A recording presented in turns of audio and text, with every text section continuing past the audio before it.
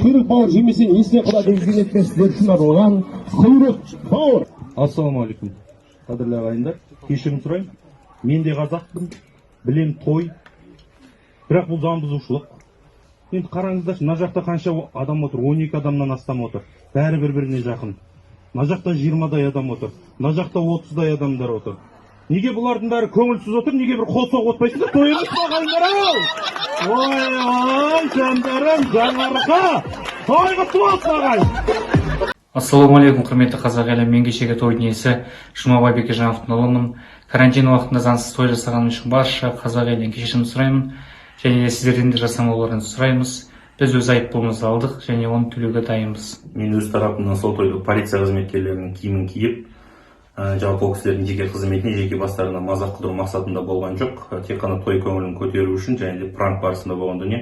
Сондықтан да барша полиция қызметкерлерінен кешірім сұраймын, барша қазақ елінен кешірім сұраймын. Карантин кезінде той жасамауларыңызды өтінемін. Мен де өз айыппұлымды алдым, төлеуге дайынмын.